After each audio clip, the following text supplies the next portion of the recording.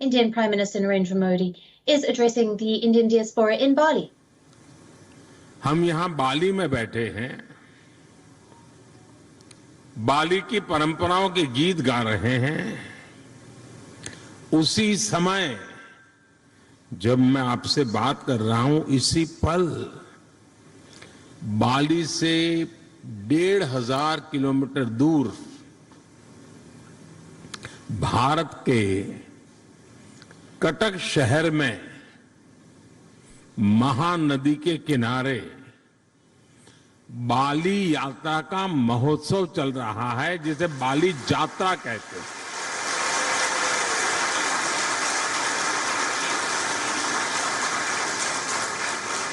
और ये बाली यात्रा है क्या?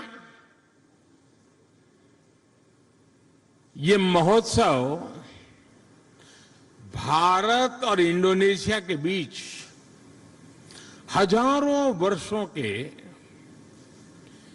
ट्रेड रिलेशंस को सेलिब्रेट करता है। इंडोनेशिया के लोग इस बार की बाली यात्रा के फोटो इंटरनेट पर देखेंगे तो उन्हें वाकई गर्व होगा, आनंद होगा, उत्साह से भर जाएंगे। और कई वर्षों बाद, बीच में कोरोना के कारण जो दिक्कतें आई, उसके कारण कुछ रुकावटें आई थी, और अब कई वर्षों बाद बाली यात्रा, ये महोत्सव उड़ीसा में बहुत ही बड़े स्केल पर भव्यता के साथ, दिव्यता के साथ, लाखों लोगों की भागीदारी के साथ, मास पार्टिसिपेशन के साथ अभी मनाया जा रहा है। मुझे बताया गया कि वहां के लोग ये बाली यात्रा के स्मरण में एक स्पर्धा चला रहे हैं।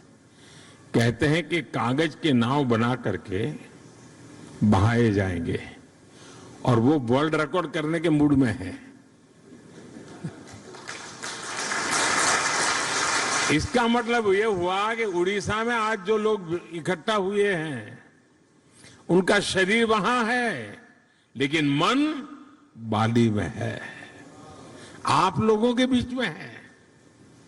साथियों, हम लोग अक्सर बातचीत में कहते हैं इट्स अ स्मॉल वर्ल्ड, ऐसा ही शब्द है, इट्स अ स्मॉल वर्ल्ड।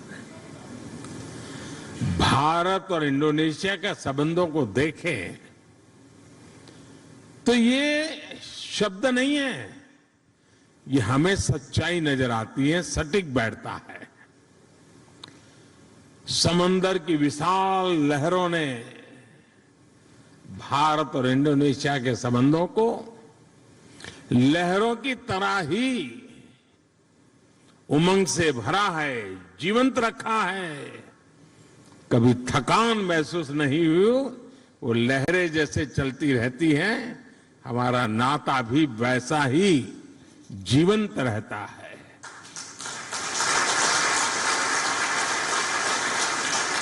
एक समय था जब कलिंग, मेदांग जैसे साम्राज्यों के माध्यम से भारत का दर्शन, भारत की संस्कृति इंडोनेशिया की धरती तक पहुंची।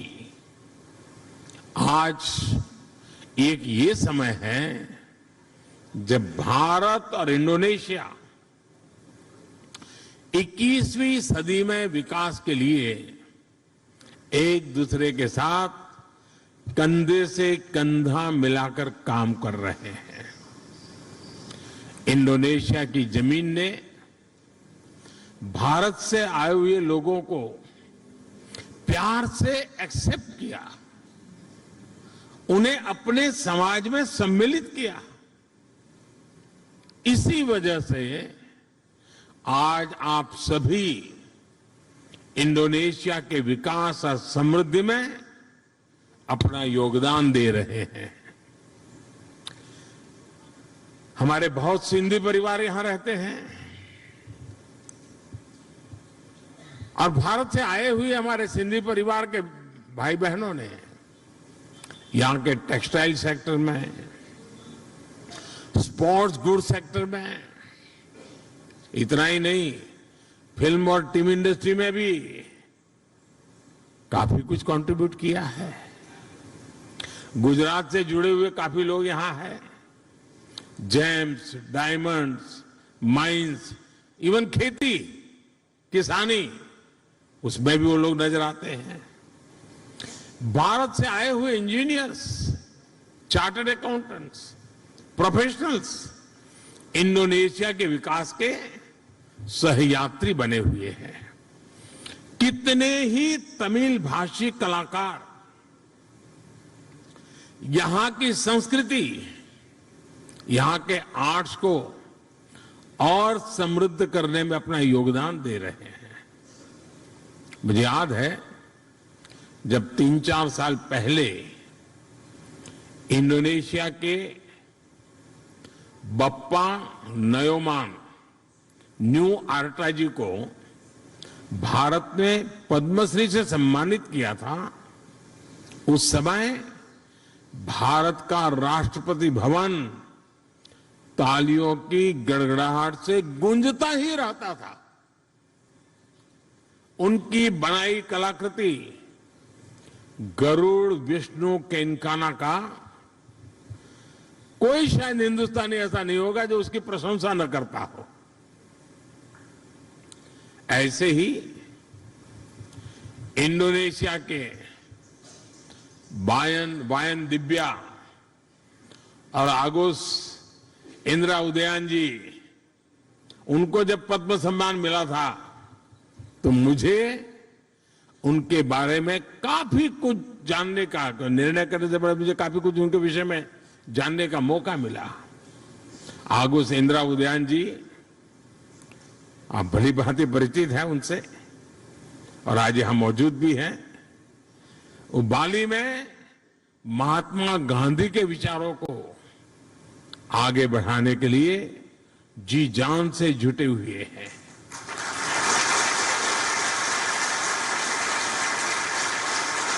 मैंने कहीं उनका एक इंटरव्यू देखा था,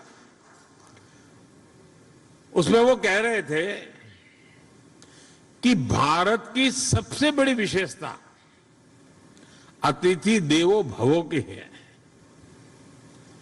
यानी अतिथि देवो भव, ये भावना जो है ये हर भारतीय के रगों में है। अपनत्व का ये भाव प्रकट होता है। मुझे इंटरव्यू पढ़ के अच्छा लगा, लेकिन मुझे एक ही बात और भी बतानी चाहिए। अपनत्व के विषय में भारत की तारीफ हो रही होगी, लेकिन इंडोनेशिया के इंटरव्यू पढ़ के अच्छा लगा, लेकिन मुझे एक ही बात और भी बतानी चाहिए। अपनत्व के विषय में भारत की तारीफ हो रही होगी, लेकिन इंडोनेशिया के लोगों का भी अपनत्व कम नहीं है।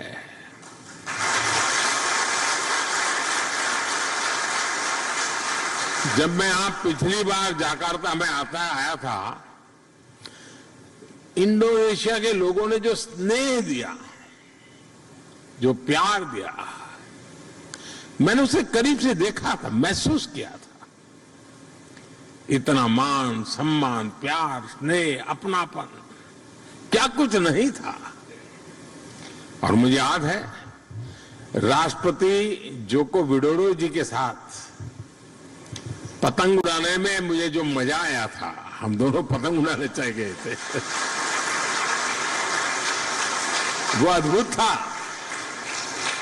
और मेरी तो गुजरात में संक्रांति पर पतंग उड़ाने की बड़ी ट्रेनिंग रही है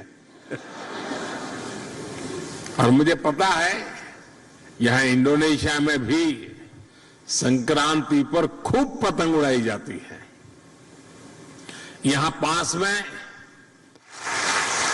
और ऐसा नहीं है कि भारत और इंडोनेशिया का साथ सिर्फ सुख का है, आनंद का है, अच्छा है तब नाता है, ऐसा नहीं है। हम सुख दुख के साथ ही है। अगर सुख में साथी हैं तो हम दुख में भी उतने ही साथी हैं। हम सुख दुख में एक दूसरे के सुख दुख को बांटने वाले लोग हैं। जब 2018 में इंडोनेशिया में इतना बड़ा भूकंप आया तो भारत ने तुरंत ऑपरेशन समुद्र मैत्री शुरू किया था। इसलिए ही उस साल में जकार्ता आया था और तब मैंने एक बात कही थी।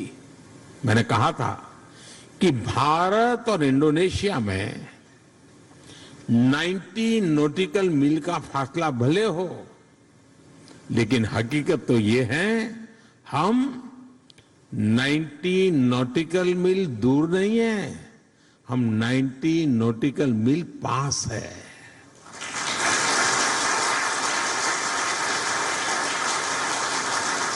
साथियों, जीवन के पग पग पर क्षण क्षण में ऐसा कितना कुछ है जिसे भारत और इंडोनेशिया ने मिलकर के अब तक सहज कर रखा है।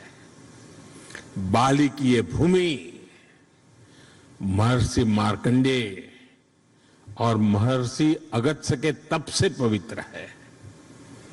भारत में अगर हिमालय है तो बाली में आगुंग पर्वत है। भारत में अगर गंगा है तो बाली में तीर्था गंगा है। हम भी भारत में हर शुभ कार्य का श्री गणेश करते हैं। यहां भी श्री गणेश घर घर विराजमान है। सार्वजनिक स्थानों पर शुभता फैला रहे हैं। पूर्णिमा का व्रत, एकादशी की महिमा, त्रिकाल संध्या के जरिए सूर्य उपासना की परंपरा, मां सरस्वती के रूप में ज्ञान की आराधना, अनगिनत चीजें हम कह सकते हैं। ऐसी बहुत सी बातें हैं जो हमें जोड़े रखती हैं, जोड़ती रहती हैं। बाली का जन जन महाभारत की गाथाओं के साथ बड़ा होता है। और मैं तो द्वारकाधीश भगवान कृष्ण की धरती गुजरात से यहां पला बड़ा हूं। मेरा तो जीवन में ही बीता हुआ है। बाली के लोगों की जैसी आस्था महाभारत के लिए है, भारत में लोगों की वैसी आत्मीयता बाली के लोगों के लिए भी है। आप यहां पर भगवान विष्णु और भगवान राम की आराधना करते हैं और हम जब भारत में भगवान राम की जन्मभूमि पर भव्य राम मंदिर की नींव रखी जाती है तो इंडोनेशिया की रामायण परंपरा को भी गर्व से याद करते हैं। We are now available in your country. Download the app now. Get all the news on the move.